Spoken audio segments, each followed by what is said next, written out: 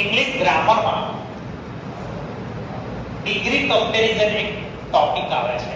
એમાં બેઝિક છે.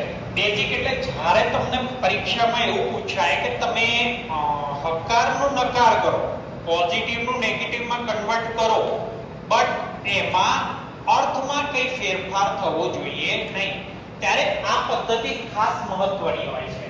Positive degree, comparative degree. Positive એટલે આના જેટલું અને કમ્પેરેટિવ કમ્પેર કરે, એટલે એમાં હકાર પોઝિટિવ અને નેગેટિવ. એમાં પોઝિટિવમાં એઝ અને નેગેટિવમાં નોટ સો એઝ આવે. જ્યારે આમાં પોઝિટિવમાં કમ્પેરેટિવમાં ધેન અને નોટ ધેન આવે. તો હંમેશા યાદ રાખવાનું, પોઝિટિવમાં એઝ હોય ને તો એનું કમ્પેરેટિવ નેગેટિવ જ થાય.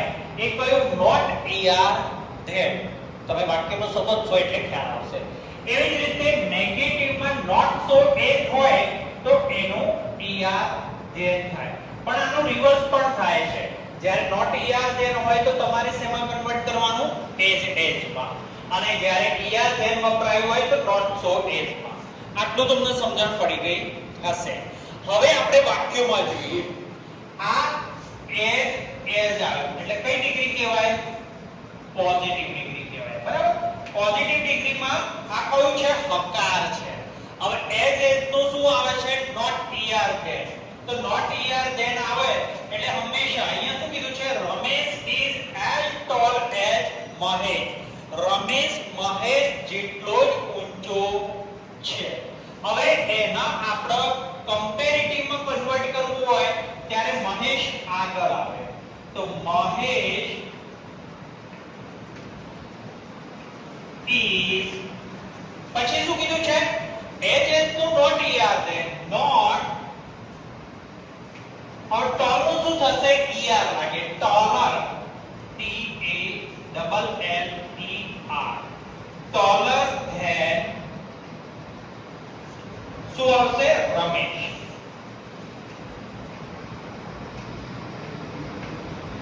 આ થયું તમારે કમ્પેરેટિવ ડિગ્રી, પોઝિટિવ નો કમ્પેરેટિવ. ક્લિયર? પણ Ramesh is as tall as Mahesh, એનો મતલબ શું થયો? કે મહેશ પણ રમેશ જેટલો છે પણ એનાથી વધારે નથી. એટલે નકાર બી થઈ ગયું, અર્થમાં ફેરફાર ના થયો. Ramesh is not taller than Mahesh is not taller than Ramesh. એટલે મહેશ રમેશ કરતા ઊંચો નથી, તેનો મતલબ શું થયો? બંને સમાન છે. ક્લિયર? હવે આગળ બીજું ઉદાહરણ જોઈએ. અહીંયા શું આવે છે? Not so as. Not so as આવ્યું, એનો કન્વર્ટ ધેન, નકારનું હકાર થાય. આ કઈ ડિગ્રી કહેવાય? પોઝિટિવની નકાર ડિગ્રી કહેવાય. અને આ પોઝિટિવની કઈ ડિગ્રી હતી? પોઝિટિવ હકાર ડિગ્રી હતી. બરાબર? હવે Ajay is not so good as Nitish. હવે એનું શું થશે? ધેન માં કન્વર્ટ થશે. નોટ સો એઝ નો તો શું આવશે? નીતિશ. આના નામ ખાલી ઊંધા થશે. એક્ટિવ પેસિવ માં કરતા ને એવી રીતે, પણ ફેરફાર જુદો છે. નીતિશ ઇઝ, હવે ક્લિયર કરવાનું છે. ગુડ તો શું થશે? બેટર થશે. આજુ વાક્યોની આપણે શબ્દોની પ્રેક્ટિસ કરીશું કે પોઝિટિવ ના કમ્પેરેટિવમાં કયા કયા શબ્દો વપરાય. તો Nitish is better than Ajay. આ શું થયું? કમ્પેરેટિવ. બરાબર? આ પોઝિટિવ નો કમ્પેરેટિવ. તો આ પોઝિટિવ માં પાછું કન્વર્ટ કેવી રીતે થાય? નેગેટિવ માં. ક્લિયર?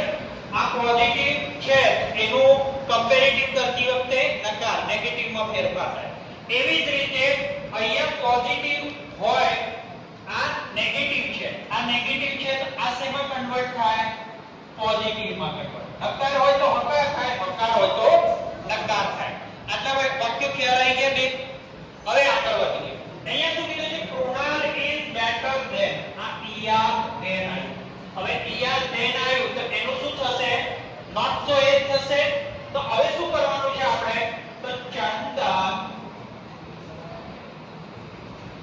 આ કમ્પેરેટિવ ડિગ્રી કહેવાય. કમ્પેરેટિવ કઈ ડિગ્રી છે? કમ્પેરેટિવ પોઝિટિવ છે, હકાર છે. કમ્પેરેટિવ હકાર છે. તો ચંદન is not so good as Prona.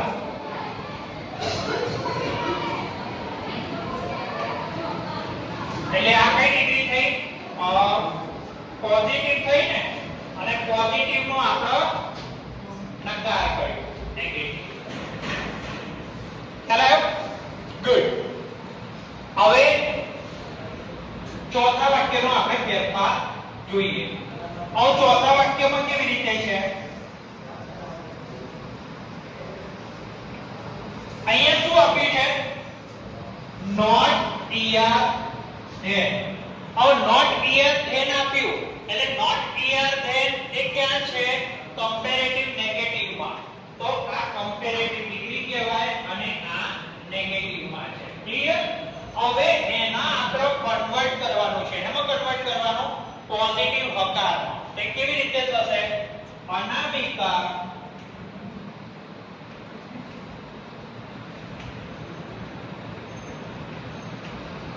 is as good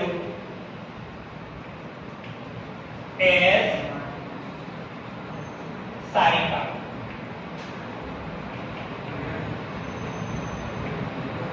તો આ કઈ ડિગ્રી થઈ? પોઝિટિવ. પોઝિટિવ નું આપણે હકારમાં રૂપાંતર કરીશું એટલે હકાર. હવે શું થયું? Sarika is not better than અનામિકા. સારિકા અનામિકા કરતા વધારે સારી નથી. તો એનો મતલબ શું થયો? કે સારિકા અનામિકા સરખા છે. તો હવે નકારનું આપણે હકાર કર્યું. આપણે તમારે આવશે પોઝિટિવ નેગેટિવ નું એસેટિવ કરવું, એસેટિવ નું નેગેટિવ કરવું, હકારનો નકાર કરો, નકારનો હકાર કરો. વાક્યમાં ફેરફાર થવો જોઈએ નહીં. આ ખાસ ગ્રામરમાં એક્ઝામમાં પૂછાતું હોય છે. આપણે ખાસ ધ્યાન રાખવાનું. આ કોષ્ટક ખાસ યાદ રાખવાનું. પોઝિટિવમાં પોઝિટિવ ડિગ્રીમાં હકાર નકાર, કમ્પેરેટિવમાં હકાર નકાર. તો પોઝિટિવનું જ્યારે હકાર હોય તો કમ્પેરેટિવનું નકાર થાય. પોઝિટિવમાં નકાર હોય ત્યારે હકાર થાય. આ વાક્યો છે, આ વાક્યો દ્વારા સમજી શકાય. ઠીક.